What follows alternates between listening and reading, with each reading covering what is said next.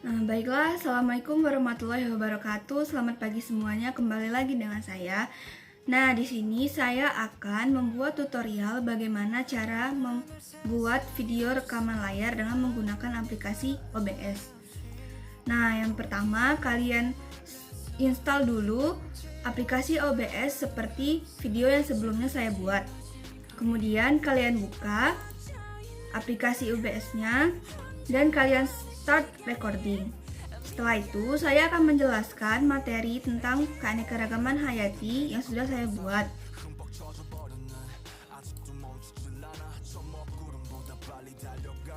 Baiklah, yaitu yang pertama, keanekaragaman hayati. Di sini saya terdapat pengertian keanekaragaman hayati. Nah, sebelumnya, apakah ada yang tahu apa itu keanekaragaman hayati? Jadi, keanekaragaman hayati adalah kekayaan atau bentuk kehidupan di bumi, baik tumbuhan, hewan, mikroorganisme, genetika yang dikandungnya, maupun ekosistem, serta proses-proses ekologi yang dibangun menjadi lingkungan hidup. Frasa keanekaragaman hayati sendiri sering pula disebut sebagai biodiversitas. Biodiversitas ini dapat kita temui di sekitar kita. Berbagai makhluk hidup yang kita temui menggambarkan adanya perbedaan antara makhluk hidup yang saling menyeimbangkan. Kemudian di sini ada 3 macam keanekaragaman hayati. Yang pertama, keanekaragaman hayati tingkat gen. Yang kedua, keanekaragaman hayati tingkat ekosistem. Yang ketiga, keanekaragaman hayati tingkat spesies.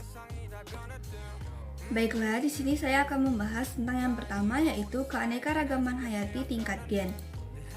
Keanekaragaman hayati tingkat gen yaitu merupakan variasi genetik dalam satu spesies, baik di antara populasi terpisah secara geografis maupun di antara individu dalam satu populasi.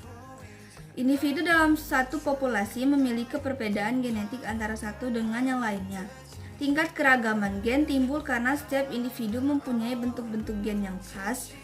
Variasi genetik bertambah ketika keturunan menerima kombinasi unik dari gen dan kromosom dari induknya melalui rekombinasi gen yang terjadi melalui reproduksi seksual.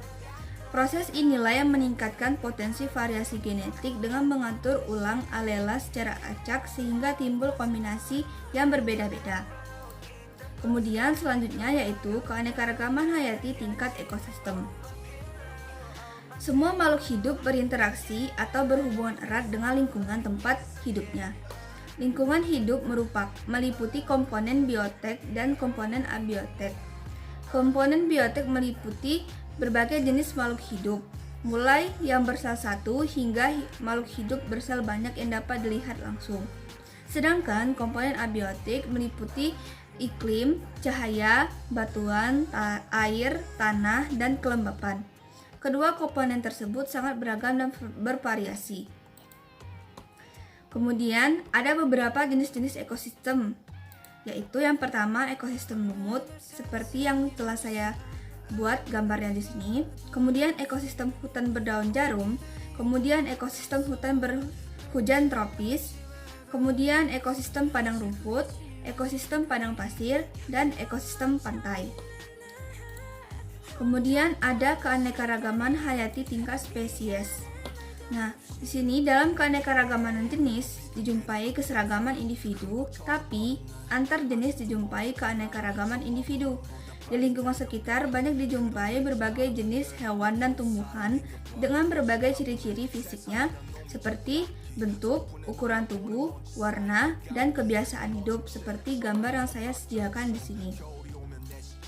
Nah, kemudian saya akan membahas tentang manfaat keanekaragaman hayati. Yaitu yang pertama, meningkatkan produktivitas ekosistem di mana masing-masing spesies. Yang kedua, keanekaragaman spesies yang besar menjamin keberlanjutan alam untuk mendukung semua bentuk kehidupan ekosistem.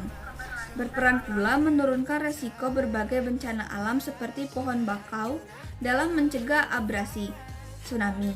Yang ketiga, terkelolanya sumber daya alam dengan baik akan meningkatkan manfaat alam bagi kesehatan manusia.